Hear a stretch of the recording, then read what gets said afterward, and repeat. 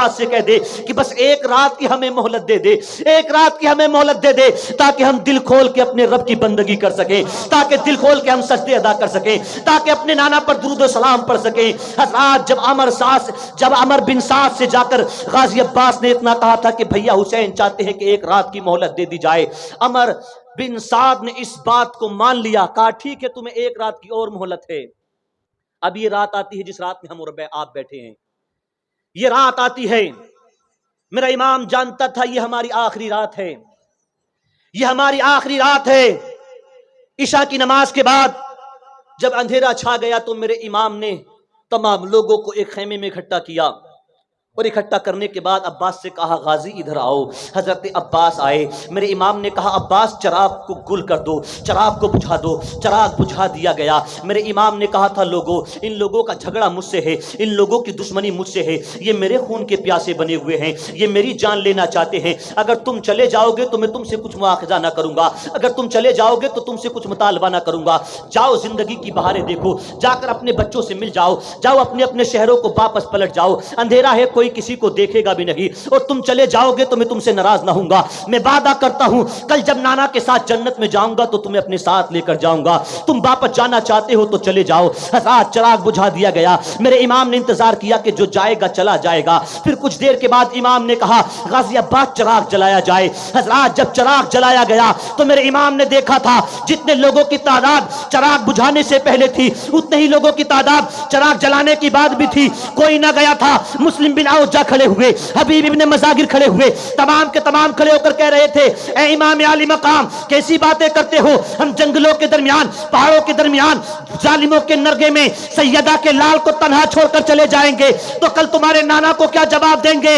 ارے ہم واپس جانے کے لیے نہیں آئے ہیں بلکہ اپنی گردنیں کٹا کر سیدہ کے لال کی حفاظت کرنے کے لیے آئے ہیں، مصطفیٰ کے دین کی حفاظت کرنے کے لیے آئے ہیں۔ حضرات یہ وہ رات تھی جس میں ہر ایک خیمے سے قرآن کی تلاوت کی آواز آ رہی تھی، کسی خیمے میں سجدے ہو رہے تھے، کسی خیمے میں قرآن کی تلاوت ہو رہی تھی، کسی خیمے سے رونے کی آواز آ رہی تھی۔ ایک خیمہ ہے جس میں زینب سر جھکائے ہوئے ہیں، ایک خیمہ ہے جس میں غازی عباس سر جھکائے ہوئے ہیں، ایک خیمہ ہے جس میں میرے امام کا سر جھکا ہوا ہے۔ حضرات میرے امام نے فجر کا جب وقت ہوا تو جناب علی اکبر کو آواز دی اور آواز دے کر کہا تھا علی اکبر ایک وقت ایسا تھا جب بابا علی زندہ تھے تو میرے بڑے بھیا حسن سے آزان دلایا کرتے تھے، آج میرا بڑا بیٹا تو ہے آزان پکار۔ جناب علی اکبر نے آزان کو پکارا، فجر کی آزان ہوئی ہے، میرے امام نے نماز پڑھائی، نماز پڑھانے کے بعد میرے امام نے حضرات ظالموں کے لشکر کی طرف رخ کیا۔ میرا امام ظالموں کے سامنے جا کر کہنے لگا او لوگوں تم جانتے ہو میں کون ہوں؟ کیا تمہیں نہیں پتا میں وہ حسین ہوں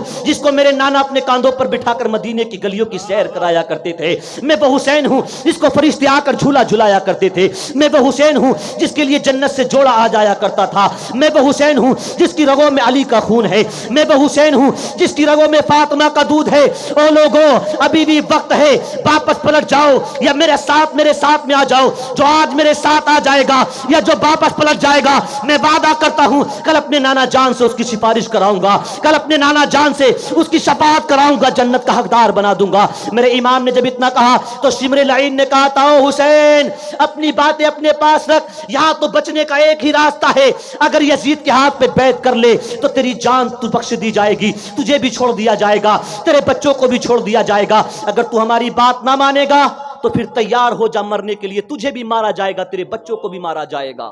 نعرہ تکبیر، نعرہ رسالت، جشن شہدائے کربلا۔ سنیں وقت جتنا ہو بچا لیں، بہت سی باتیں مجھے کرنی ہیں، ابھی تقریر شروع نہیں ہوئی ہے، ابھی آپ کا ذہن اس طرف لے کر جا رہا ہوں جہاں تک میں لے جانا چاہتا ہوں۔ میرے عزیزو جب میرے امام نے لوگوں سے اتنا کہا تو لوگوں نے انکار کر دیا، وہی حر جس نے راستہ روکا تھا اب وہ حر نکل کے آتے ہیں میرے امام کے پاس، اور میرے امام کی بارگاہ میں آ کر حضرت حر کی شہادت کا واقعہ بھی بہت بڑا لیکن اختصار میں بیان کرنا چاہتا ہوں۔ حضرت حر میرے امام کی بارگاہ میں آ کر کہنے لگے اے امام میں وہی حر ہوں جس نے تیرا راستہ روکا تھا، میں وہی ہوں جس نے تجھ کو نہ پیچھے جانے دیا نہ آگے آنے دیا، میں وہی ہوں جس نے تجھے یہاں پر رکنے پر مجبور کر دیا۔ مجھے نہیں معلوم تھا کہ ظالم تیرے ساتھ ایسا برتاؤ کریں گے، مجھے نہیں معلوم تھا کہ یہ ظالم تمہاری ایک بات بھی نہیں مانیں گے، اگر مجھے معلوم ہوتا کہ ابن زیاد تمہارے ساتھ یہ سلوک کرے گا، عمر بن سعد تمہارے ساتھ یہ سلوک کرے گا تو اللہ کی عزت کی قسم کھا کر کہتا ہوں ہرگز میں تمہارا راستہ نہ روکتا، میں اپنے کیے پر نادم و شرمندہ ہوں۔ اے امام مجھے اتنا بتا دے، میں توبہ کرنا چاہتا ہوں، کیا رب تبارک و تعالیٰ میری خطا کو معاف فرما دے گا؟ اے حسین مجھے اتنا بتا دے، کیا میری توبہ کو قبول کر لیا جائے گا؟ میرے امام نے کہا تھا تیری خطا کتنی ہی بڑی کیوں نہ ہو لیکن وہ پروردگار عالم کی رحمت سے بڑی نہیں ہو سکتی ہے، تو توبہ کر تو صحیح، رب تبارک و تعالیٰ تیری خطا کو معاف فرما دے گا۔ یہی ہر تھے کہ جب تلواریں چلی تو جا کر شہید ہوئے اور آواز دی تھی حسین میری مدد کرنے کے لیے آؤ۔ جب میرا امام گیا تو حضرت ہر نے کہا تھا حسین اتنا بتا دے کیا تو مجھ سے راضی ہے کہ نہیں ہے؟ حسین اتنا بتا دے تو مجھ سے راضی ہے کہ نہیں رہی ہے؟ امام حسین بن علی نے کہا تھا حسین اے ہر اللہ کی عزت کی قسم کھا کر کہتا ہوں حسین بھی تجھ سے راضی ہے، حسین کا نانا مصطفیٰ بھی تجھ سے راضی ہے، میرا خدا بھی تجھ سے راضی ہے۔ پھر میرے امام نے کہا تھا ہر تیری ماں نے تیرا نام رکھنے میں کوئی خطا نہیں کی، ہر کا معنی ہوتا ہے آزاد۔ میرے امام نے کہا تھا جا تو آزاد ہے، تو جہنم سے بھی آزاد ہے، قبر کے عذاب سے بھی آزاد ہے، تجھے جنت میں بھیجا جائے گا۔ حضرات صبح کا وقت ہے، میرے امام نے تقریر کی، ظالموں نے آپ کی ایک بات نہیں مانی۔ کچھ لوگ اور بھی تھے جو میرے امام کے حضرت ہر کے علاوہ کچھ لوگ اور بھی تھے جو یزیدی لشکر سے نکل کر میرے امام کے ساتھ آ کر شریک ہو گئے تھے۔ اب عمر بن سعد آگے بڑھتا ہے اور کمان میں تیر کو کستا ہے اور حسین کے لشکر کی طرف تیر چھوڑتا ہے اور کہتا ہے اے اہل شام اور اہل کوفہ گواہ رہنا کہ جنگ کی شروعات میں نے کی تھی، گواہ رہنا حسین کی طرف سب سے پہلا تیر میں نے چلایا تھا۔ حضرات جیسے ہی عمر بن سعد نے اتنی بات کہی لشکر میں جوش پیدا ہوا، پھر دونوں طرف سے سپاہی آمنے سامنے ہوتے ہیں، تلواریں چلنی شروع ہوئیں۔ انہی سپاہیوں کے درمیان ایک ایسا مجاہد درمیان سے نکلا جس کو تاریخ حبیب ابن مظاہر کہا کرتی ہے۔ جو سفید داڑھی والے یہاں پر بیٹھے ہیں، جو عمردار لوگ یہاں پر بیٹھے ہیں، غور کریں، حبیب ابن مظاہر یہ وہ مجاہد ہے جن کی عمر اس وقت 72 سال کی تھی اور ایک روایت میں کہ 75 سال کی تھی۔ تلوار لے کر جب ظالموں کے مقابلے میں آئے تو ظالموں نے کہا تھا یہ بوڑھا ہمارا کیا مقابلہ کرے گا، اس کی تو کمر جھک گئی ہے، ہمارے مقابلے میں بھیجنا تھا تو کسی جوان کو بھیجتے، یہ بوڑھا ہمارا کیا مقابلہ کرے گا۔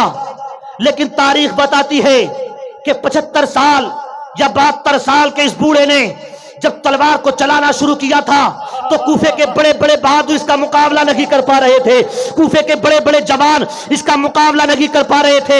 حبیب ابن مظاہر تلوار چلاتے چلے جا رہے ہیں اور وہیں سے بتاتے چلے جا رہے ہیں کہ طوفان میں جسے یا علی کہنا نہیں آتا، ساحل پہ اس کا سفینہ نہیں آتا، اور میدان میں یہ کہتے تھے حبیب ابن مظاہر ارے شبیر کے عاشق پہ کبھی بڑھاپا نہیں آتا۔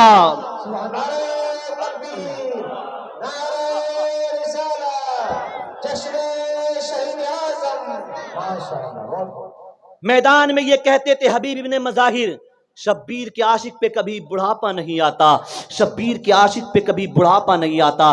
میرے عزیزوں ایک ایک کر کے آبان و انصار میرے امام کے قربان ہوتے چلے جا رہے ہیں، امام کی قدموں پہ خوشی خوشی جانوں کو نچھاور کرتے چلے جا رہے ہیں۔ حضرات ایک ایک کر کے جب میرے امام کے آبان و انصار قربان ہو گئے تو پھر وقت آیا کہ اب ہاشمی گھرانے کے جوان نکلیں، وقت آیا علی شیر خدا کے لال نکلیں۔ میرے عزیزوں میں آپ کو بتا دوں کہ میدان کربلا میں حضرت مسلم بن عقیل کے بیٹے جناب عبداللہ بن مسلم بن عقیل بھی ساتھ تھے۔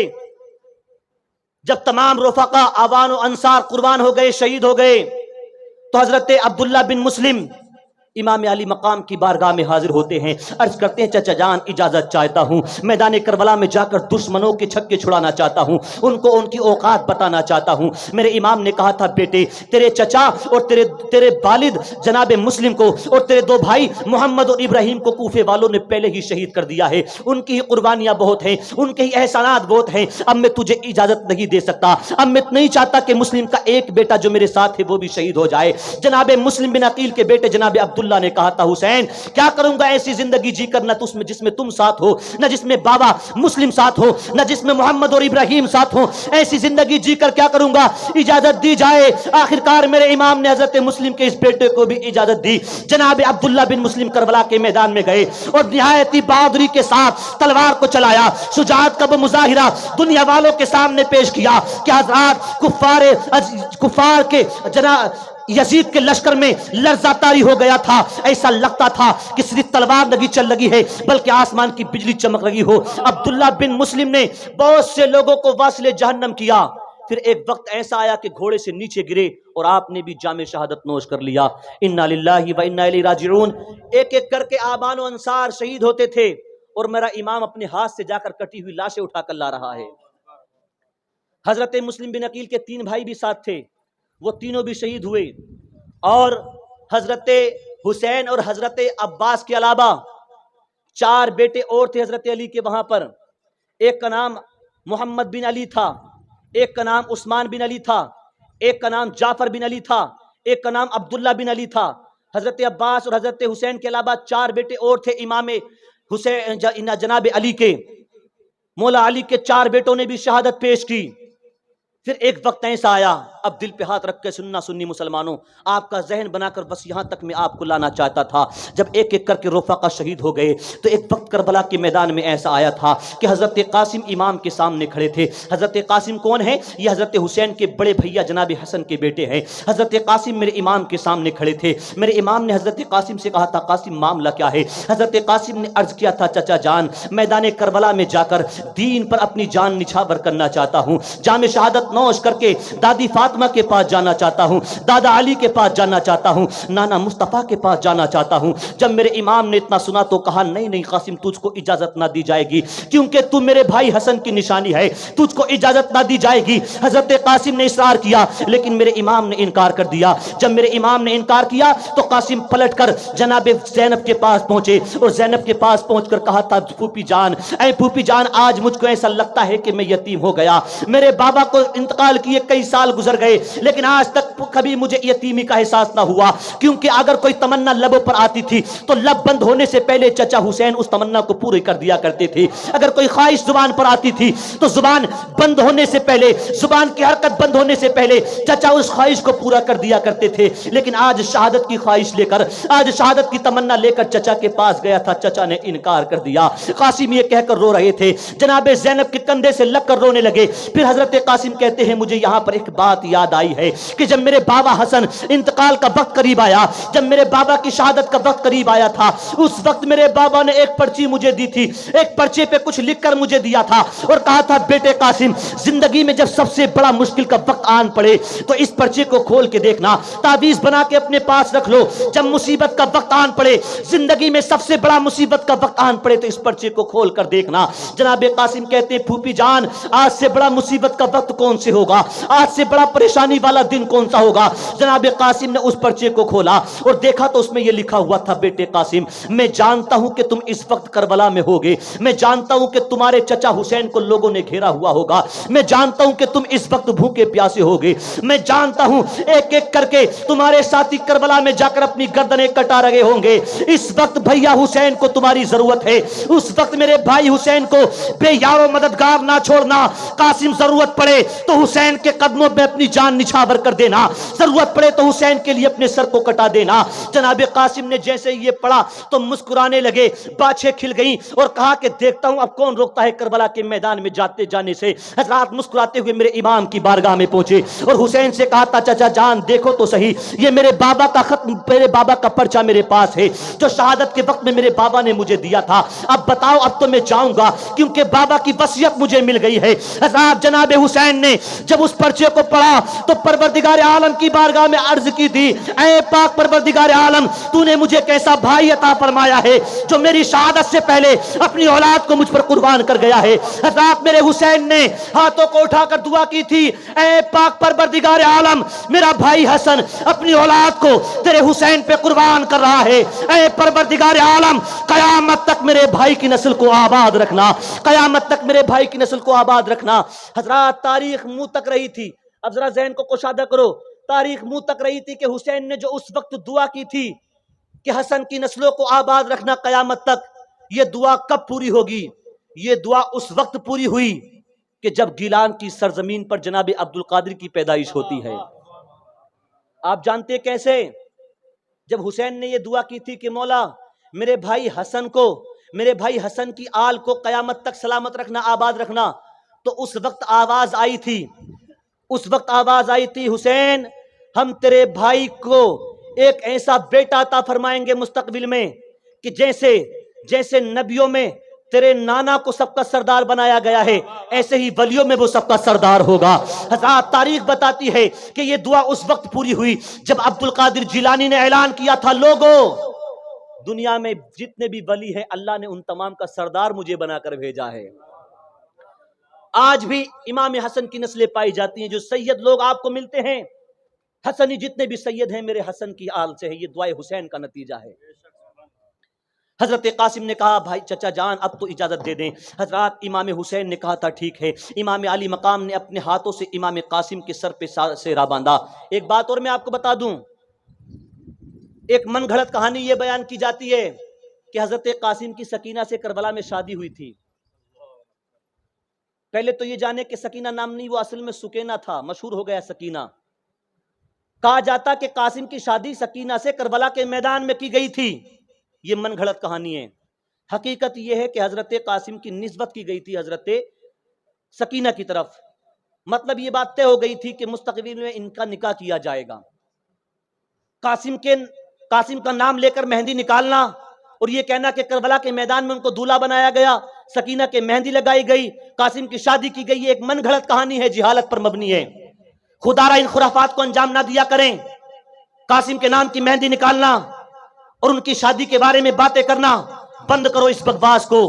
وہ ایسا وقت تھا جس وقت میں کربلا میں حسین کے بچے پیاس کی وجہ سے تڑپ رہے تھے۔ جناب قاسم کو اجازت ملی، میرا قاسم سر پہ امامہ باندھ کر کربلا کے میدان میں پہنچا۔ لوگوں نے کہا یہ بچہ ہم سے لڑنے کے لیے آیا ہے، یہ کیا ہمارا مقابلہ کرے گا؟ حضرات اب سنیں، قاسم نے ایک اعلان کیا تھا کربلا کے میدان میں جا کر۔ جناب قاسم کہتے لوگوں جب میرے بابا نے خلافت کو چھوڑا تھا، امیر معاویہ کے حوالے کیا تھا، تو تم نے میرے بابا پر یہ تہمت لگائی تھی کہ حسن بزدل ہے۔ تم نے میرے بابا کو بزدل کہا تھا۔ جو لوگ میرے بابا کو بزدل کہا کرتے تھے آئے میرے مقابلے میں، آج میری بہادری کا سامنا کریں۔ آج میں بتاتا ہوں کہ میرا بابا حسن کتنا بڑا بہادر تھا۔ جو لوگ میرے بابا کو عار المؤمنین کہا کرتے تھے، اذل المؤمنین کہا کرتے تھے، آئے میرے مقابلے میں اور میرا مقابلہ کریں۔ میں بتاتا ہوں کہ جب میری بہادری کا یہ عالم ہے تو تم اندازہ لگانا کہ میرے بابا حسن کی بہادری کا عالم کیا ہوگا۔ میرا امام قاسم للکارتا ہے لوگوں کو، آؤ جس کا جی چاہے میرے مقابلے میں آئے۔ ابن سعد نے حضرات ارزق نام کے ایک پہلوان سے کہا جا اور قاسم کا مقابلہ کر۔ بہت بڑا پہلوان تھا ارزق، کہا کہ جا کر قاسم کا مقابلہ کر۔ جناب قاسم کا مقابلہ کرنے سے اس نے انکار کر دیا، کہا کہ میں بچے کا مقابلہ کروں گا؟ اگر مجھ سے مقابلہ کرانا ہے تو کسی بڑے بہادر سے کرانا، میں بچے سے مقابلہ کرنا توہین سمجھتا ہوں، میں اس بچے سے مقابلہ نہ کروں گا۔ جب عمر بن سعد نے اصرار کیا تو اس نے کہا ٹھیک ہے میں نہیں جاتا، میرے ساتھ میرے بیٹے بھی آئے ہیں، ابھی اپنے بڑے بیٹے کو بھیجتا ہوں، ایک منٹ میں اس کا کام تمام کر کے آئے گا۔ حضرات اس گھمنڈی پہلوان کا بڑا بیٹا پورے گھمنڈ کے ساتھ تکبر کے ساتھ تلوار ہلاتا ہوا جناب قاسم کے پاس آتا ہے۔ جیسے ہی حضرت قاسم پہ اس نے وار کیا، حضرت قاسم نے اس کے وار کو اپنی تلوار سے بیکار کر دیا۔ پلٹ کر جب شیر خدا کے شیر نر نے وار کیا تو ایک ہی بار میں اس کو واصل جہنم کر دیا، اس کے جسم کے 2 ٹکڑے کر دیے۔ حضرات اس گھمنڈی پہلوان کے 4 بیٹے وہاں پر موجود تھے۔ جب اب ایک بھائی نے دوسرے بھائی کو کٹتے ہوئے دیکھا تو غصے سے آگ ببولا ہو گیا، تیزی کے ساتھ بجلی کی طرح گرجتا ہوا امام علی مقام کے اس شیر نر پر حملہ کرنا چاہتا تھا۔ آ کر جب اس پر وار کیا تو امام قاسم نے اس کے وار کو بھی بیکار کیا، پلٹ کر اس پر وار کیا تو اس کو بھی واصل جہنم کر دیا۔ چاروں بیٹے امام قاسم کے مقابلے میں آئے، امام قاسم ایک ایک کو واصل جہنم کرتے چلے گئے۔ جب اس گھمنڈی پہلوان نے دیکھا کہ میرے چاروں بیٹے مارے جا چکے ہیں، میرے چاروں بیٹوں کے جسم کے ٹکڑے قاسم نے کر دیے ہیں، حضرات پہلے تو ان سے لڑنا وہ توہین سمجھا کرتا تھا، لیکن بعد میں لڑنے کے لیے بے قرار ہو جاتا ہے اور پھر تلوار لے کر امام قاسم کے سامنے آتا ہے، نیزہ ہاتھ میں لیا اور نیزے کا وار قاسم پر کیا تو قاسم نے بچاؤ کر لیا، لیکن جب حضرت قاسم نے واپس نیزے کا وار کیا تو اس نے بھی بچاؤ کر لیا۔ تھوڑی دیر نیزہ بازی ہوتی رہی، تھوڑی دیر نیزہ بازی ہوتی رہی، پھر اس نے تلوار نکالی تو جناب قاسم نے بھی تلوار نکال لی۔ حضرت قاسم نے اس کے بیٹے، جو پہلا بیٹا آیا تھا، اس کی تلوار چھین لی تھی، اپنے قبضے میں لے لی تھی۔ حضرت قاسم نے جب تلوار نکالی تو پہلوان نے کہا تھا یہ تو میرے بیٹے کی تلوار ہے، تیرے پاس کہاں سے آئی؟ دیکھے تو صحیح جذبہ دیکھے امام کے گھر والوں کا۔ حضرت قاسم ایسے وقت میں بھی مسکرا رہے تھے جب گھمنڈی پہلوان نے کہا تھا یہ تو بتا دے تیرے پاس میرے بیٹے کی تلوار کہاں سے آئی؟ تو امام قاسم نے مسکرا کے کہا تھا تیرا بیٹا مجھے تحفے میں دے کر گیا ہے کہ جب میرا باپ آئے تو لے میری تلوار سے اس کی گردن کو کاٹ دینا۔ حضرات یہ کہہ کر جناب قاسم کہتے ہیں میں نے تو تیری بہادری کے بڑے چرچے سنے تھے، میں تو بڑا دانش مند تجھے سمجھا کرتا تھا، لیکن تجھے تو گھوڑے کی زین بھی نہیں کسنی آتی۔ جیسے ہی میرے امام نے اتنا کہا، حضرات اس گھمنڈی نے اپنے گھوڑے کی زین کی طرف دیکھنے کے لیے نگاہ کو نیچا کیا تو قاسم نے ایسا وار کیا کہ ایک ہی بار میں اس کے سر کو تن سے جدا کر دیا۔ پھر امام قاسم پلٹ کر حسین کی بارگاہ میں جاتے ہیں اور جا کر کہتے ہیں چچا جان بڑی پیاس لگی ہے، اگر ایک قطرہ پانی کا مل جائے، ایک قطرہ پانی اگر حلق سے نیچے اتر جائے تو اس 22,000 کے لشکر جرار کو اکیلا قاسم ہی کافی ہے، ان تمام کے لیے تو آپ کا بھتیجا ہی کافی ہے۔ حضرات میرے حسین نے کہا تھا بیٹے اس وقت صبر کرو، چند ہی لمحات کی دوری پر ہو کے تم نانا جان کے ہاتھ سے جا کر جام کوثر پیو گے، جام کوثر پیو گے۔ یہ کہا تو حضرت قاسم کے دل کو تھوڑی سی تسلی ہوئی۔ واپس پلٹ کر میرا قاسم آیا، جب تلوار چلانی شروع کی تھی حضرات عمر بن سعد نے اعلان کیا او لوگو اس کی رگوں میں جناب علی مرتضی کا خون ہے، یہ ایسے تمہارے قبضے میں نہ آئے گا، ایسے تم اس پر قابو نہ پا سکو گے، چاروں طرف سے تیروں کی بارش کر دو۔ حضرات 22,000 کے لشکر جرار نے چاروں طرف سے امام قاسم کو گھیرا اور تیروں کی بارش کرنی شروع کی۔ حضرات ایک ظالم نے آ کر میرے امام پر ایسا وار کیا کہ آپ گھوڑے سے نیچے گرتے ہیں۔ حضرات اس کے بعد کئی بار آپ پر کیے گئے۔ عمر بن سعد نے اعلان کیا کہ اس کے لاش پر گھوڑے دوڑائے جائیں، گھوڑے دوڑائے گئے۔ میرا امام دوڑ کر اپنے بھتیجے کی لاش کو اٹھانے کے لیے جب آیا تھا، تاریخ بتاتی ہے کہ حضرت قاسم کا لاشا گھوڑے دوڑنے کی وجہ سے لمبا ہو گیا تھا، لمبا حضرات چھت چھت کے لمبا ہو گیا تھا۔ جب حسین نے جناب قاسم کے لاشے کو اٹھایا تھا، تاریخ میں لکھا ہے کہ امام عالی مقام کے بھتیجے قاسم کا جسم اتنا لمبا ہو گیا تھا کہ جب سینے کو پکڑ کے امام حسین نے قاسم کو اٹھایا تو آپ کے پیر زمین پر کھچڑ رہے تھے۔ اسی حال میں لے کر جناب قاسم کو روتے ہوئے میرے امام اپنے خیمے میں پہنچے ہیں۔ آج جیسے ہی خیمے میں پہنچے سیدہ زینب کی چیخ نکل جاتی ہے، سکینہ رو رہی تھی، جناب شہروانو رو رہی تھی۔ حضرات اتنے میں زینب نے اپنے بھیا حسین کے کاندھے پہ ہاتھ رکھ کے کہا تھا بھیا حسین آج آپ کی بہن آپ سے کچھ مانگنا چاہتی ہے، آج آپ کی بہن آپ سے کچھ مانگنا چاہتی ہے۔ بہن نے جب سوال کیا تو حسین نے یہ نہیں کہا بہن اس جنگل میں مجھ سے کیا مانگو گی، میرے پاس تو دینے کے لیے اس وقت پانی کا ایک قطرہ بھی نہیں ہے، میں تم کو اس جنگل میں کیا دے سکتا ہوں، بہن تم سے مجھ سے جنگل میں کیا مانگ رہی ہو۔ دیکھیں ایک بھائی ہونے کا حق کیسے ادا کیا جاتا ہے۔ جنگل میں جب زینب نے سوال کیا بھیا حسین میں آپ سے کچھ مانگنا چاہتی ہوں، تو امام علی مقام نے کہا بہن مانگ کیا مانگے گی، مانگ کیا مانگتی ہے، تیرا بھائی تیری تمام مرادوں کو پوری کرتا ہوا نظر آئے گا، تیرا بھائی تیری مرادوں کو پوری کرے گا، بتا تو صحیح بہن مانگنا کیا ہے۔ سیدہ زینب نے جب اتنا سنا کہ بھائی کہہ رہے ہیں مانگ کیا مانگتی ہے، جو مانگے گی دیا جائے گا، سیدہ زینب نے پیچھے کو اشارہ کیا بیٹو آ جاؤ، اونو محمد آ جاؤ۔ جناب اونو محمد جب نکل کر خیمے میں سے آئے، حضرت حسین نے کہا تھا معاملہ کیا ہے، حضرت زینب نے کہا تھا بھیا حسین یہ میرے دو بچے ہیں، اس وقت میرے پاس جوان اولاد لگی ہے کہ میں تم پہ قربان کر سکوں، اس وقت میرے پاس جوان اولاد لگی ہے کہ میں تمہارے قدموں پہ ان کو نچھاور کر سکوں، یہ میرے چھوٹے چھوٹے بچے ہیں۔ بھیا جانتے ہو نا مجھے امی فاطمہ نے وصیت کی تھی، جس وقت میں بلوغت کو بھی نہ پہنچی تھی، میں چھوٹی تھی، تو میری امی نے کہا تھا اے زینب ایک وقت ایسا آئے گا کہ تیرے بھیا کو ظالم گھیر لیں گے،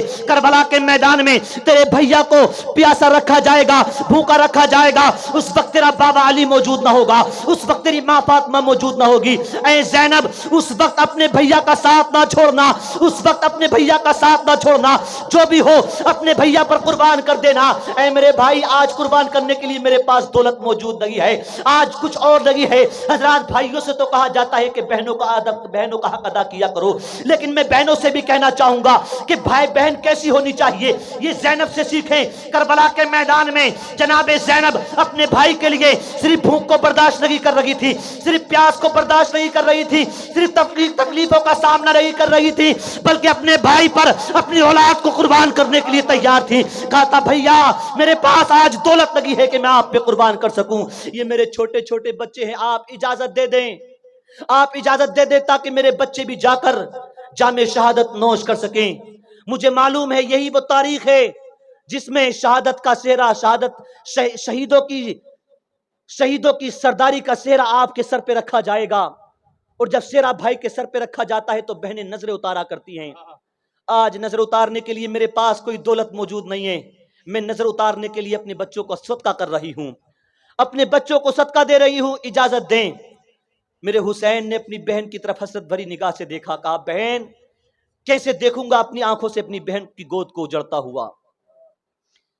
بہن زینب نے کہا بھیا آپ جانتے ہیں امی نے وصیت کی تھی، آج میرا دل نہ توڑیں۔ سیدہ کے سامنے کل اگر سیدہ نے پوچھ لیا کیا تیری اولاد حسین کی اولاد سے زیادہ قیمتی تھی تو میں کیا جواب دوں گی، اس لیے میرا دل نہ توڑے، جانے دیں۔ حضرت حسین جب خاموش ہو گئے تو زینب سمجھ گئیں کہ اجازت مل گئی ہے۔ اب جناب زینب نے ہاتھ میں تلوار لی۔ دیکھیں عورت ہوتے ہوئے جناب زینب کیسا کردار ادا کر رہی ہیں کربلا کے میدان میں۔ اپنے ہاتھ میں تلوار لے کر دونوں بیٹوں کو سامنے کھڑا کر کے کہا تھا بیٹو دیکھو دشمنوں کا سامنا ایسا کیا جاتا ہے، جب دشمن وار کریں تو دفاع اس طرح کیا جاتا ہے، دشمن کو ایسے کاٹا جاتا ہے، ایسے تلوار چلانا، ایسے تلوار چلانا۔ جناب زینب اپنے دونوں بچوں کو ٹریننگ دے رہی ہے، اس وقت ایک خاتون بن کے نہیں بلکہ نائب علی بن کر ٹریننگ دے رہی ہے، مظہر علی بن کر ٹریننگ دے رہی ہے۔ کہتی ہے بیٹے ظالموں کا مقابلہ اس طرح سے کرنا، ظالموں کے سامنے جا کر ایسے تلوار چلانا۔ حضرات پھر کان میں کہتی ہے اب جلدی سے چلے جاؤ، کہیں ایسا نہ ہو کہ حسین کو پھر تمہارے بچپنے پر رحم آ جائے، حسین تم کو پھر جانے سے روک لے، جلدی جاؤ۔ اب دونوں بچے ایسی تلواریں ہاتھ میں ہیں کہ بچوں کا قد چھوٹا تھا، تلواروں کا قد بڑا تھا۔ ایسی تلواروں کو لے کر دونوں چھوٹے چھوٹے بچے اون و محمد کربلا کے میدان میں پہنچے تو ظالموں نے کہا تھا حسین کیا تیرے پاس جوان ختم ہو گئے جو بچوں کو ہمارے سامنے مقابلہ کرنے کے لیے بھیجا ہے؟ تو حسین نے کہا تھا نہیں جوان تو میرے پاس ہے، لیکن میری بہن ضد کر رہی ہے، ایک بہن کی ضد پوری کرنے کے لیے میں نے بچوں کو بھیجا ہے۔ حضرات بچے گئے، بچوں نے تلوار چلائی اور ایک نہیں کئی ظالموں کو، کئی یزیدیوں کو واصل جہنم کر دیا۔ حضرت زینب پنجوں پہ کھڑے ہو کے اپنے بیٹوں کی بہادری کو دیکھ رہی تھی۔ پھر ایک وقت ایسا آیا کہ عمر بن سعد نے چیخ کر کہا او لوگو یہ وہ بچے ہیں جو جعفر طیار کے پوتے ہیں، یہ اتنی آسانی سے قابو میں نہیں آئیں گے۔ اما دیکھو تو صحیح 22,000 کا لشکر چھوٹے چھوٹے بچوں پر قابو نہیں کر پا رہا ہے، کیسے بہادر ہوں گے وہ بچے۔ تلوار چلائی، بہت سے یزیدی کتوں کو تہے تیغ کیا۔ پھر عمر بن سعد نے اعلان کیا ان پر ایسے قابو نہ پایا جائے گا، وہی طریقہ اپنایا گیا جو قاسم کے لیے اپنایا گیا تھا۔ چاروں طرف سے گھیرا گیا، تیر چلائے گئے، دو چھوٹے چھوٹے بچوں کے سینے کو تیروں سے چھلنی کر دیا گیا۔ میرے امام دوڑ کر کربلا کے میدان میں گئے اور دونوں چھوٹے چھوٹے بچوں کو اپنے کاندھوں پر لا کر جناب زینب کے سامنے رکھا تھا۔ اب ماں کی ممتا کا اور ماں کی محبتوں کے سمندر کا باندھ ٹوٹتا ہے۔ جناب زینب کی چیخ نکلی، بے ہوش ہو گئی۔ حضرت حسین نے دیکھا ابھی تو ضد کر رہی تھی کہ میرے بچوں کو کربلا کے میدان میں جانے دو، لیکن اب بے ہوش ہو گئی۔ آواز آئی، اس وقت یہ حسین کی بہن بن کے ضد کر رہی تھی، علی کی بیٹی بن کے ضد کر رہی تھی، لیکن بے ہوش یہ ایک ماں بن کر ہو گئی ہے۔ جب اس نے ماں بن کر اپنے بیٹوں کے چھتے ہوئے سینے کو دیکھا ہے، اپنے بیٹوں کے خون سے لت پت جسموں کو دیکھا تو بے ہوش ہو گئی۔ حضرت ادھر زینب کے بچے شہید ہوئے، قاسم شہید ہوئے۔ اب خیمے میں یا تو بیمار سجاد بچے ہیں، یا علی اکبر بچے ہیں، یا ننھا سا اصغر بچا ہے، یا جناب غازی عباس بچے ہیں، یا میرا امام بچا ہے۔ حضرات خیمے میں کھڑے ہوئے تھے، جناب عباس رو کر کہتے ہیں بھیا اب کیا کرنا ہے؟ اتنے میں سکینہ نے آ کر جناب عباس کی انگلی کو پکڑا، سنی مسلمانوں دل پہ ہاتھ رکھ کے سننا، سکینہ نے آ کر میرے امام جناب غازی عباس کی انگلی کو پکڑا، اور انگلی کو پکڑنے کے بعد کہا تھا چچا جان عباس، میں وہی سکینہ ہوں نا جس کو کاندھوں پر بٹھا کر مدینے میں گھمایا کرتے تھے، میں وہی سکینہ ہوں نا جس کو سینے پہ بٹھا کر تم کھلایا کرتے تھے، میں وہی سکینہ ہوں نا کہ اگر کوئی خواہش کرتی تھی تو لب بند ہونے سے پہلے میری خواہش کو پورا کر دیا کرتے تھے۔ یار چچا کا پیار بھی بڑا عظیم پیار ہوا کرتا ہے، جن کو کبھی چچا کا پیار ملا ہے وہ جانتے ہیں کہ چچا کا پیار کیسا ہوا کرتا ہے۔ قسمت والوں کو ملتا ہے چچا کا پیار، قسمت والوں کو ملتی ہے چچا کی شفقتیں۔ حضرات سکینہ نے کہا تھا غازی عباس میں وہی سکینہ ہوں نا جس سے تم بڑا پیار کیا کرتے تھے، اے عباس آج میں آپ سے کچھ مانگنا چاہتی ہوں۔ جناب عباس گھٹنوں کے بل بیٹھ گئے اور بیٹی سکینہ کو سینے سے لگا کر کہا تھا میری بھتیجی کیسی باتیں کرتی ہے، بتا تو صحیح کیا مانگنا چاہتی ہے۔ جناب سکینہ نے کہا تھا مجھے بڑی پیاس لگی ہے چچا جان، میں اپنی پیاس کو تو برداشت کر سکتی ہوں لیکن ننھے اصغر کا تڑپنا مجھ سے نہیں دیکھا جاتا۔ وہ ننھا اصغر اس کی زبان پر پیاس کی وجہ سے کانٹے جم آئے ہیں، وہ مچھلی کی طرح تڑپ رہا ہے، مجھ سے اس کا تڑپنا نہیں دیکھا جاتا۔ چچا جان میں آپ سے امید رکھتی ہوں کہ آپ سے پانی مانگوں گی آپ لا کر دے دو گے۔ جب سکینہ نے اتنا کہا تھا تو حضرت حسین کی طرف قاسم نے جناب عباس نے دیکھا اور دیکھ کر کہا تھا بھائی جان مجھے اجازت دیں، میں اپنے لیے نہیں سکینہ کے لیے کربلا میں جانا چاہتا ہوں، میں کربلا میں جانا چاہتا ہوں۔ میرے امام نے کہا ایک ایک کر کے آبان و انصار شہید ہو چکے ہیں، اب تو قاسم بھی نہ رہا، اب تو قاسم بھی نہ رہا، اب تو حبیب ابن مزاغر بھی نہ رہے، اب تو مسلم بن اوجا بھی نہ رہے، اب تو وہب بھی نہ رہے، اب تو عبداللہ بن مسلم بھی نہ رہے۔ عباس تو میرا لمبردار ہے، اگر تو چلا جائے گا تو حسین کی کمر ٹوٹ جائے گی، میں تجھ کو اجازت نہ دوں گا۔ حضرت علی عباس نے کہا تھا بھائی میں اپنے لیے نہیں بلکہ لاڈلی سکینہ کے لیے جانا چاہتا ہوں، مجھے لاڈلی سکینہ کی پیاس کی خاطر کربلا کے میدان میں جانے دو۔ میرے امام سے آخر اجازت مل جاتی ہے۔ حضرات جناب عباس نے پانی کا مشکزہ اٹھایا اور اٹھانے کے بعد کہا سکینہ تھوڑی دیر ٹھہر جا، ابھی تیرا چچا جائے گا اور پانی لے کر آئے گا۔ جناب علی عباس نے گھوڑے کو ایڑ لگائی، اتنے لمبے تھے آپ، اتنے لمبے تھے آپ کہ جب گھوڑے پر سوار ہوا کرتے تھے تو پیر زمین سے ٹک جایا کرتے تھے اور اونٹ پہ یوں ہی ہاتھ رکھ دیا کرتے تھے، اتنا لمبا قد تھا آپ کا۔ ایسا بہادر لمبا چوڑا بہادر گھوڑے پہ سوار ہو کے جب میدان کربلا کی طرف چلا ہے، حضرات یزیدیوں نے امام علی عباس کو آتا ہوا دیکھا تو حضرات کسی میں ہمت نہیں تھی کہ مقابلے میں جا سکتا تھا، تمام پر دہشت طاری ہو جاتی ہے، تمام کے اوسان خطا ہو گئے تھے، تمام کی زبانوں پر تالے لگ گئے تھے۔ جب مشکزے کو دیکھا تو آپس میں مشورہ کرنے لگے، لگتا ہے عباس پانی لینے کے لیے آ رہا ہے۔ حضرات 5000 کا لشکر پہلے ہی نہر فرات کے کناروں پر کھڑے ہو کر پہرا دے رہا تھا کہ کوئی حسین کا ساتھی آ کر پانی نہ پی لے۔ 5000 کا لشکر پہلے ہی نہر فرات کے کنارے پر کھڑا ہوا تھا۔ غازی عباس جاتے ہیں اور کہتے ہیں لوگوں میں پانی لینے کے لیے آیا ہوں، پانی اگر کسی میں ہمت ہے تو مقابلے میں آئے اور مجھے روک کر دکھائے۔ تاریخ بتاتی ہے امام علی عباس نے گھوڑے کو ایڑ لگائی، ایسا لگا کہ بجلی چمکی ہو، رات کسی کو خبر نہیں ہوئی۔ جب یزیدیوں نے آنکھیں کھول کر دیکھا تو غازی عباس کا گھوڑا فرات کے درمیان کھڑا ہوا تھا۔ جب لوگوں نے دیکھا تو غازی عباس کا گھوڑا بیچ فرات میں کھڑا ہوا تھا۔ لوگوں کی حیرت کی انتہا نہ رہی، یہ کیسے ہوا؟ غازی عباس نے پانی کا مشکزہ بھرا اور چلو میں پانی لیا، سوچا 3 دن کی پیاس ہے، تھوڑا سا پانی پی لیا جائے۔ جیسے ہی پینے کے لیے لبوں کے قریب لے کر گئے، سکینہ کی پیاس کی یاد آ گئی، اصغر کی پیاس کی یاد آ گئی۔ کہا کہ ایسا کیسے ہو سکتا ہے کہ وہ سکینہ تڑپتی رہے، اصغر تڑپتا رہے اور عباس تشنگی کو بجھا لے۔ حضرات پانی واپس پھینک دیا، کہا جب تک سکینہ کی پیاس کو نہ بجھاؤں گا پانی مجھ پر حرام ہے، جب تک میں علی اصغر کی پیاس کو نہ بجھاؤں گا ایک قطرہ حلق سے نیچے نہیں اتاروں گا۔ لیکن پھر گھوڑے سے اشارہ کیا کہ تو پانی پی لے، جیسے جانور کو پانی پینے کا اشارہ کیا جاتا ہے ویسے اشارہ کیا، لیکن جانور نے بھی، گھوڑے نے بھی پانی کو منہ نہ لگایا، کیونکہ گھوڑا بھی جانتا تھا کہ سیدہ کے بچے کربلا کے میدان میں بھوکے پیاسے ہیں۔ مجھے بتاؤ ایک جانور ہو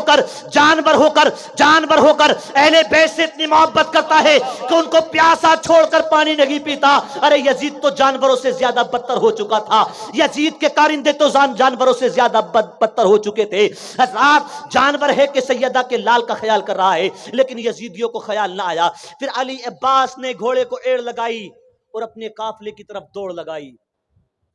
یزیدیوں میں شور برپا ہو گیا، او لوگو اگر یہ پانی لے کر خیمے میں پہنچ گیا اور حسین کے بیٹوں نے پانی پی لیا تو پھر ہم ان پر قابو نہ کر پائیں گے، پھر ہم ان کا مقابلہ نہ کر پائیں گے۔ اس لیے علی عباس کو پانی نہ لے جانے دیا جائے. چاروں طرف سے میرے امام کو گھیر لیا گیا, چاروں طرف سے میرے غازی کو گھیر لیا گیا ہے, تلواریں چلائی جا رہی ہیں, تیروں کی بارش ہو رہی ہے. حضرات میرا امام دوڑا چلا جا رہا ہے. پھر ایک ظالم آگے بڑھتا ہے اور ایسا وار کرتا ہے کہ میرے امام کا داہنا بازو کٹ کے زمین پہ گر جاتا ہے. داہنا بازو کٹ کے زمین پہ گر گیا. میرے امام نے جلدی سے گھوڑے کی لگام کو اپنے منہ میں تھاما اور حضرات پانی کے مشکزے کو بائیں بازو میں ٹانگ لیا اور اسی سے تلوار چل لگی تھی, اسی سے تلوار چل لگی تھی. حضرات پھر ایک ظالم اور آگے بڑھا اور آگے بڑھا. اس نے دوسرے بازو پر ایسا وار کیا کہ علی عباس کی دوسرا بازو بھی کٹ کے زمین پہ گر جاتا ہے. میرے عزیزو, پہلا بازو کٹا, علی عباس نے اف تک نہ کی. دوسرا بازو کٹا لیکن علی عباس نے اف تک نہ کی. میرے عزیزو, پانی کے مشکزے کو دانتوں کے تلے دبا کر خیمے کی طرف دوڑے چلے جا رہے ہیں. پھر ایک ظالم نے ایسا وار کیا کہ وہ تیر آ کر پانی کے مشکزے میں لگتا ہے اور سارا پانی زمین پر گر جاتا ہے. وہ عباس جو سینے پہ تیر لگنے پر نہ رویا, وہ عباس جو پیشانی کے زخمی ہونے پر نہ رویا, وہ عباس جو پشت پر تلواروں کے زخم کھا کر نہ رویا, وہ عباس جو بایاں دانا بازو کٹنے پر نہ رویا, وہ عباس جو بایاں بازو کٹنے پر نہ رویا, وہ عباس جو تیر کھا کر نہ رویا, وہ عباس رویا تو اس وقت رویا جب پانی زمین پر گر گیا. چیخ کر عباس نے کہا تھا, لاڈلی سکینہ میں تجھ سے کیا ہوا وعدہ پورا نہ کر پایا, تیرا چچا عباس تجھ سے کیا ہوا وعدہ پورا نہ کر پایا. پھر ایک ظالم نے نیزہ مارا, میرا عباس گھوڑے سے نیچے گرتا ہے. حضرات پکارتا ہے, یا آقا ادرکنی, اے بھائی میری مدد کر, اے بھائی میری مدد کر, اے بھائی میری مدد کو آ. حضرات میرا امام دوڑ کر میرا امام دوڑ کر کربلا کے میدان میں آیا. حضرت علی عباس کے سر کو اپنی گردن میں رکھا. حضرت عباس نے آنکھیں کھولی, کہا بھیا حسین بتاؤ کہ مجھ سے راضی ہو کہ نہیں ہو, اے آقا حسین بتاؤ کہ مجھ سے راضی ہو کہ نہیں رہے ہو. حضرات میرے امام نے کہا, میرے بھائی میں تجھ سے خوش ہوں, تو نے میری بڑی خدمت کی, آج میں تجھ سے ایک چیز مانگتا ہوں اس آخری وقت میں. حضرت عباس یہ ستیلے بھائی تھے ماں کی طرف سے, آپ کے ستیلے بھائی حضرت حسین فاطمہ کے بیٹے ہیں, عباس ام بنین کے بیٹے ہیں. حضرت عباس سے میرے امام نے کہا تھا, میں کربلا کی اس تپتی ہوئی ریت پہ تجھ سے کچھ مانگنا چاہتا ہوں. علی عباس نے کہا, بھائی کیا مانگو گے, بتاؤ تو صحیح, میں یہاں تم کو کیا دے سکتا ہوں. تو میرے امام نے کہا تھا, علی عباس آج تک تو نے مجھے جب بھی پکارا ہے آقا کہہ کر پکارا ہے, میں چاہتا ہوں کہ ایک بار اپنی زبان سے مجھے بھائی کہہ دے, میں چاہتا ہوں کہ ایک مرتبہ مجھے اپنی زبان سے بھائی کہہ دے. غازی عباس نے میرے امام کو کہا, بھائی بس اتنا کہنا تھا کہ آنکھیں بند ہو گئیں, آنکھیں بند ہو گئیں. میرا امام اپنے 34 سال کے بھائی کے لاشے کو اٹھاتا ہے کربلا کے میدان سے اور واپس خیمے میں لے کر آتا ہے. جس وقت علی عباس کے لاشے کو کربلا کے میدان سے اٹھا کر خیمے میں لایا گیا تھا, ایک عجیب ماحول تھا. اہل بیت کی بچیاں اور بیویاں علی عباس کے جنازے کو دیکھ کر آنسو بہا رہی تھی. ننھی سکینہ آ کر علی عباس کے گالوں پہ ہاتھ رکھ کے کہتی تھی, چچا بات کیوں نہیں کرتے, عباس کیا آپ مجھ سے ناراض ہو گئے ہیں, میں نے یہی تو کہا تھا پانی لے کر آنا, میں نے یہ تھوڑی کہا تھا واپس آنا تو مر کے آنا, میری پیاس تیری جان سے زیادہ لگی تھی, میری پیاس تیری جان سے زیادہ قیمتی رہی تھی. چچا جان بولتے کیوں نہیں, کیا تم سکینہ سے ناراض ہو گئے, اے چچا بس ایک بار مجھ سے بات کر لو, اب کبھی تمہاری بھتیجی تم سے پانی نہیں مانگے گی, اب کبھی تمہاری بھتیجی تم سے پانی کا مطالبہ نہ کرے گی. رو رو کر سکینہ یہ کہہ رہی تھی. پیچھے سے زینب نے آ کر کہا تھا, لاڈلی سکینہ اب تیرا چچا تجھ سے بات نہ کرے گا, اب تیرا چچا ہمیشہ ہمیشہ کے لیے خاموش ہو گیا ہے, اب تیرا چچا نانا جان کے پاس جا چکا ہے, اب تیرا چچا تجھ سے کل قیامت میں نانا جان کی موجودگی میں جنت میں بات کرے گا. بس اسی وقت سکینہ کو اٹھایا گیا. حضرت زینب نے سکینہ کو اپنے سینے سے لگایا. حضرات جیسے ہی سکینہ کو سینے سے لگایا گیا, علی عباس کے جنازے کو اٹھا کر کربلا کے میدان سے خیمے میں لایا گیا. اب وہ وقت تھا کہ میرا امام علی مقام میدان کربلا میں جانے کی تیاری کر رہے ہیں. جیسے ہی بابا کو تیاری کرتا ہوا علی اکبر نے دیکھا, حضرت علی اکبر آ گئے. علی اکبر نے آنے کے بعد کہا, بابا تیاری ہے جنگ میں جانے کی, کہا ہاں. کہا نہیں بابا, آپ پہلے مجھے اجازت دیں, ورنہ تاریخ میں یہ بات رقم ہو جائے گی کہ جوان بیٹے کے سامنے بوڑھا باپ شہید ہو گیا تھا. میں تاریخ کے دامن پہ یہ جملہ نہیں لکھنے دوں گا. بابا میں ایسی زندگی نہیں جیوں گا کہ آپ ساتھ نہ ہوں. چچا عباس چلے گئے, بھائی قاسم چلے گئے, بھائی اونو محمد چلے گئے, وہ سب کے سب نانا جان کے پاس جنت میں جا چکے ہیں.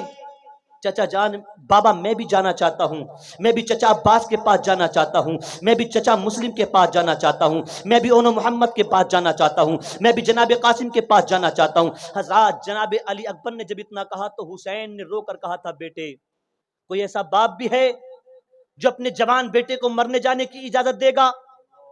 میرے بیٹے تو ہم شکل پیغمبر ہے, تجھے دیکھ کر ہمیں نانا جان کی یاد آیا کرتی ہے. پورے مدینے والے تجھے ہم شکل پیغمبر کہا کرتے ہیں.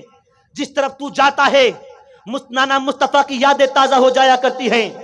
ہم شبیہ پیغمبر کو کٹنے جانے کی اجازت نہیں دیں گے. حضرت علی اکبر نے رو رو کر کہا تھا, بابا آج تک آپ نے میری کسی تمنا کو, ایسا نہیں ہوا کہ میری کوئی تمنا پوری نہ کی ہو, آج تک ایسا نہیں ہوا کہ میری خواہش پوری نہ کی ہو.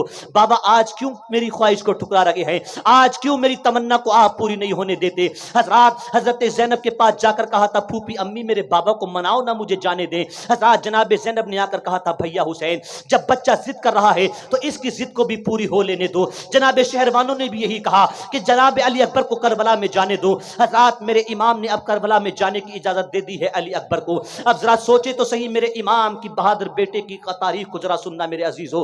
حضرات علی اکبر کو امام حسین اپنے ہاتھ سے دولہا بنا رہے ہیں. ایسے باپ تو بہت ہیں جو شادی کے لیے اپنے بیٹوں کو دولہا بناتے ہیں, لیکن اکیلا باپ حسین ایسا ہے جس نے اپنے ایک بھی بیٹے کو شادی کا دولہا نہیں بنایا, بلکہ جتنے بھی بیٹوں کو دولہا بنایا ہے تو شہادت کا دولہا بنایا ہے. اب علی اکبر کو دولہا بنا رہے ہیں, علی اکبر کو دولہا بنا رہے ہیں شہادت کے لیے. حضرات میرے امام نے علی اکبر کو دولہا بنایا, سر پر امامہ باندھا, تلوار لٹکائی, حضرات نیزہ ہاتھ میں دیا اور ڈھال ہاتھ میں دی, اور الوداع والفراق کے جملے میں زبان پر لاتے ہیں. کہتے ہیں, جا علی اکبر ظالموں کو بتا دے کہ علی کا خون کیسا ہوتا ہے, جا بتا دے کہ فاطمہ کا دودھ کیسا ہوتا ہے. ہاشمی جوہر جا کر ظالموں کو دکھانا. امام علی اکبر میدان کارزار میں پہنچے اور ظالموں سے کہا تھا, آؤ جس میں ہمت ہو میرے مقابلے میں آئے.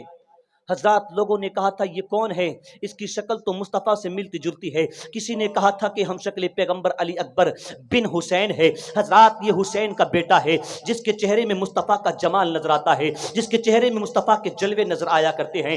تاریخ نے یہ بتایا کہ جب علی اکبر کے چہرے پر نظر پڑی, ایک روایت یہ بھی ہے کہ ظالموں کی نظر جب علی اکبر کے چہرے پر پڑی تو تمام نے تلواریں زمین پر رکھ دی تھیں, اور کسی میں ہمت نہیں ہوتی تھی کہ مقابلہ کرے.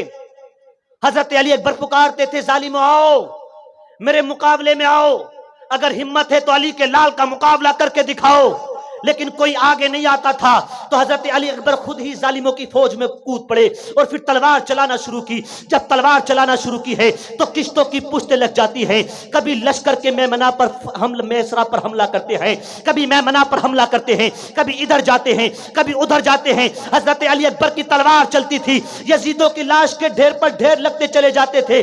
حضرات بے شمار یزیدیوں کو تہہ تیگ کرنے کے بعد, بے شمار یزیدی کتوں کو تہہ تیگ کرنے کے بعد علی اکبر واپس پلٹ کر میدان سے, کربلا کے میدان سے بابا حسین کے پاس آتے ہیں.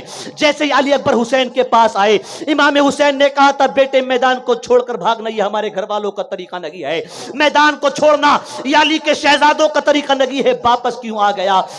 حضرت امام علی اکبر نے اپنی زبان کو باہر نکالا, اپنی جیب کو باہر نکال کر کہا تھا, بابا پیاس نے نڈھال کر دیا ہے, پیاس کی وجہ سے آنکھوں کے آگے اندھیرا آ گیا ہے. چچا اے بابا جان, اگر تھوڑا سا پانی مل جائے تو تمام یزیدیوں کو واصل جہنم کر ڈالوں گا. حضرات میرے امام نے کہا تھا, بیٹے اب پانی ہمارے نصیب میں نہیں ہے, اب دنیا کا پانی ہمارے نصیب میں نہیں ہے, لے میری زبان کو چوس لے. امام نے اپنی جیب نکال کر علی اکبر کی منہ میں ڈالی ہے.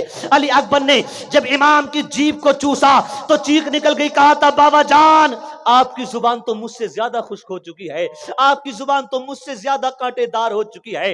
حضرات یہ کہہ کر پھر امام علی اکبر میدان کربلا میں آئے اور کہا کہ ظالموں آؤ میرے مقابلے میں آؤ. کسی میں ہمت نہیں ہوتی تھی, بڑے بڑے بہادر سہمے ہوئے کھڑے تھے, بڑے بڑے جنگجو سہمے ہوئے کھڑے تھے, بڑے بڑے پہلوان سہمے ہوئے کھڑے تھے, بڑے بڑے سورماؤں کے اوسان खता थे। अमर बिन साद ने कहा था कहां गई तुम्हारी गैरत, कहां गई तुम्हारी वो बहादुरी के डंके जो बजा करते थे। अरे तुम्हारा एक बच्चा ललकार रहा है और तुम्हारी हिम्मत नहीं होती उसके सामने जाने की। तारीख में ये बात रकम हो जाएगी कि कूफे के बड़े बड़े बहादुर खामोश खड़े थे, अली का हुसैन का एक छोटा सा बच्चा ललकार रहा था, जाओ अली अकबर का मुकाबला करो। एक जालिम जिसका नाम तारीख कहा गया है वो आगे बढ़ता है, हुसैन जनाबे अली अकबर बिन हुसैन पे वार करता है। हजरत अली अकबर ने उसको वासिल जहन्नम किया। फिर यजीदी टूट पड़े, चारों तरफ से अली अकबर पर हमला किया, तीर लेकर हजरत अली अकबर पर चारों तरफ से तीरों की बारिश हो रही थी। बेशुमार तीरों के जख्म हजरत अली अकबर के जिस्म पर लगे थे, बावजूद इसके हजरत अली अकबर ने हिम्मत नहीं हारी।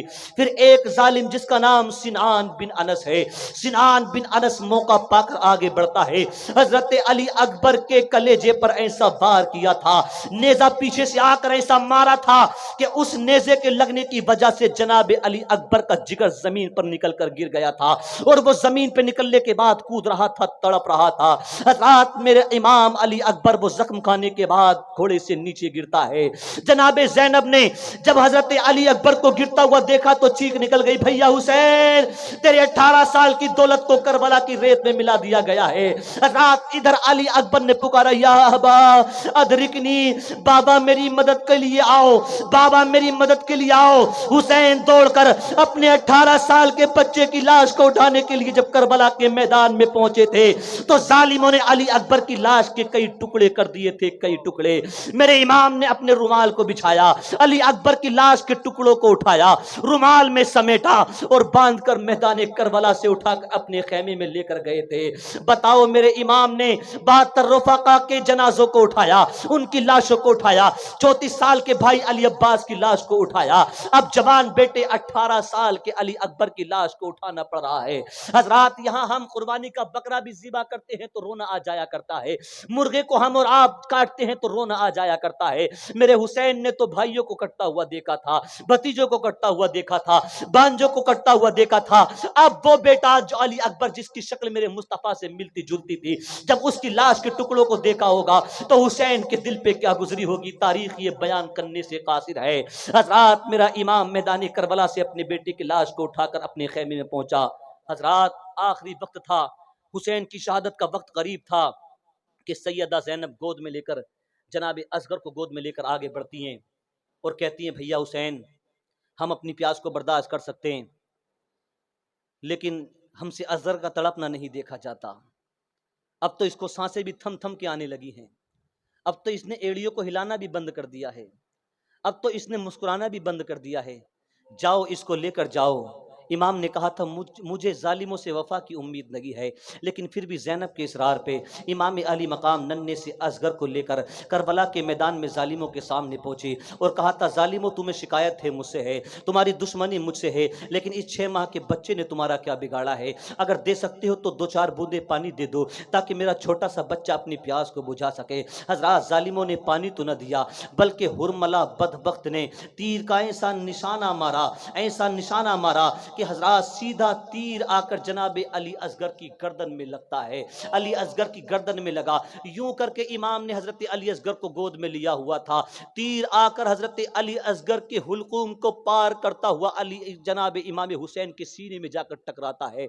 हजरात खून का फुव्वारा निकला जिसको मेरे इमाम ने अपने हाथ में ले लिया और चेहरे पर मल लिया।